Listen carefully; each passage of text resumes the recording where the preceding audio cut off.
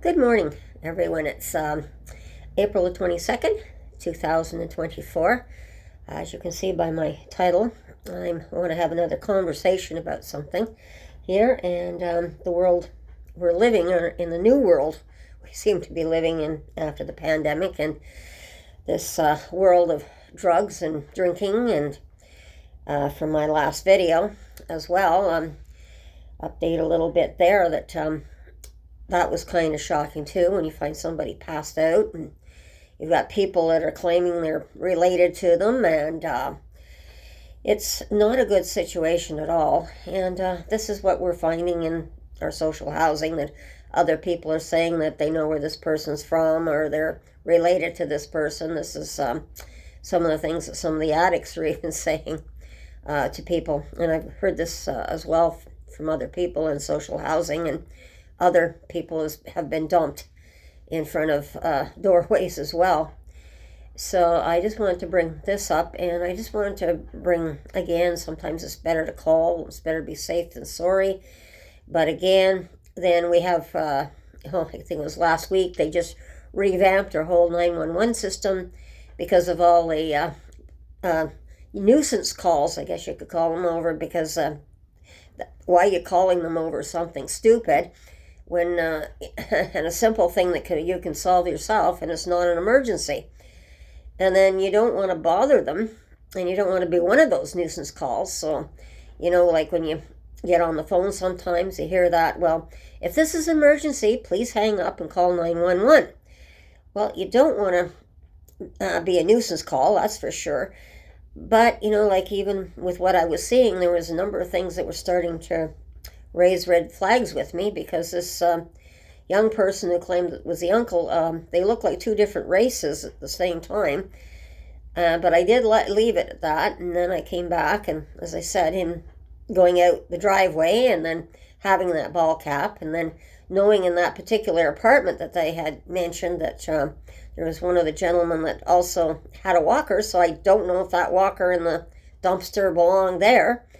So that was kind of confusing at the same time, and I wasn't getting much help from the maintenance crew from our building, but they did hear what I had to say. And then I had another tenant that confirmed for the security that there was a fight going on that other night, that same night, in that apartment as well. So who knew how long that person had been actually lying and out cold, literally, in the stairwell, and nobody had called in for him. And you don't know if it's drug related or these other people, because you have drug dealers in the building, and were they going to the drug dealer's building? And it was just so many different questions. And yet I knew I had to call security for sure, because how do you assess this kind of a situation? Because none of us are medical experts, that's for sure.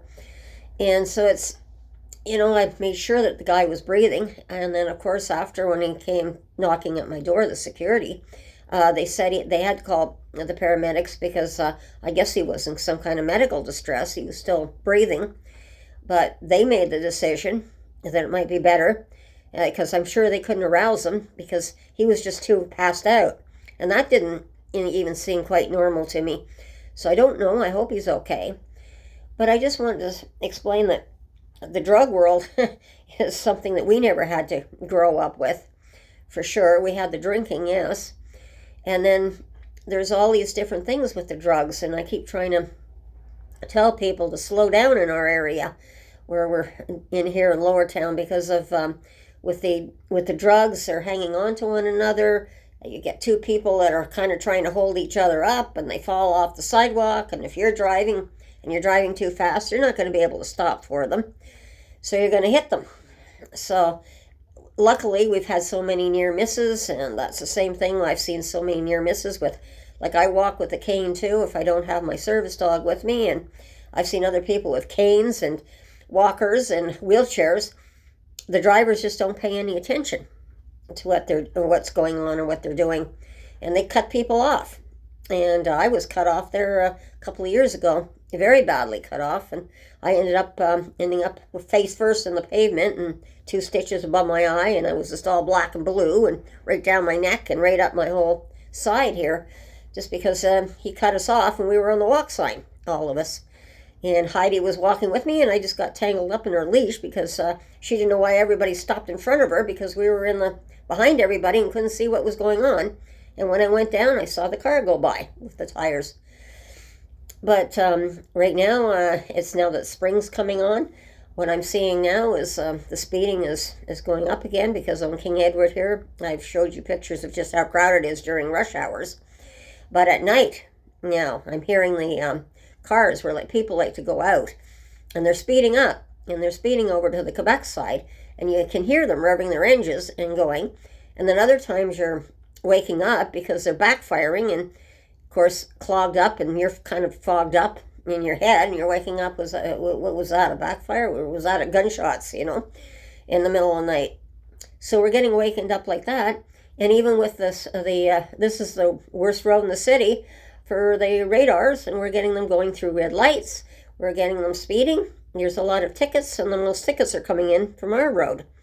But I don't know if it's the bars, if they're getting out of the bars at the end of the night or what, but they're just speeding. And, I keep thinking, and it always reminds me of people being careless, and a very bad tragedy that happened back in the 1960s when I was going to school at that time. And this morning we'd all got in the classroom, and then the principal came over the intercom to inform us that there's 3 students that'll be no longer returning to our school because they were killed. And he explained that they were out joyriding in a car. They were going full speed at a very high speed down the street. They didn't make the turn.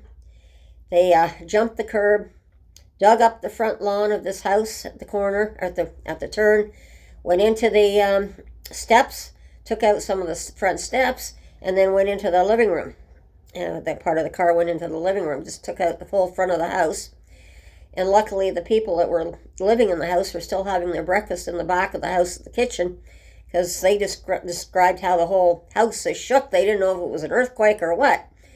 But they were just thankful that they were in the back of the house, because if they had been in the front of the house going out after breakfast to school or work or whatever, they could have been injured in that. So they were very lucky. But that morning, I always remember sitting in the classroom. We were all stunned and looking at, because 2 of those empty seats were in my classroom and another empty seat in another classroom. And of course, we didn't have trauma teams back then, at that time in the 1960s. And we had to suck this down, and it really hit hard because a lot of us, it was just a few blocks from the school, so we went over to see where this tragedy took place, and boy, did it hit home. A lot of us, then after that, we were not going to do any more joyriding, not that I particularly did, but I know that some of the older kids like to joyride. It was a lesson that none of us will ever forget, and I still have the image of that, even to this day, and realize that speed, joyriding, and not being aware of your surroundings, and that is a really big problem. And what's distracted driving and whatnot. And the drunk driving is going up extremely now, because we're seeing drunk driving, and the police are telling us the statistics are going up on the drunk driving right now as well. So I'm just telling people, please slow down. And as my parents used to say, you want to get to your destination safely, but you don't want to be in a hurry to meet your maker. That's for sure. And a lot of people seem to be in a hurry today to meet their maker. So please slow down. So I just wanted to give another message out today that when you're in this area down here in Lower Town, please slow down, because there's with King Edward and the shelters being here, we've had so many near misses of people being hit in that. And it's not going to be pleasant, because if you're speeding, if you're drunk, and you hit someone, and even if you stop or a hit and run, you're going to be in a lot of trouble for this. And I don't want anybody to go meet their maker. And that's why at the end of my videos, that's why I put out, be safe, watch your surroundings, and take care. And this is how I do it, is because I want everybody to get to their destinations safely I care about everyone. So I mean, this is a serious situation, but please slow down on the roads. Definitely is my message today. And don't go joyriding, and don't be under the influence of anything, whether it's drugs or alcohol, because it's on the rise as well. So this is my message for today. And everyone, take care, have a good day, and be safe. And definitely be aware of your surroundings. And we'll talk again soon. Bye-bye. Take care.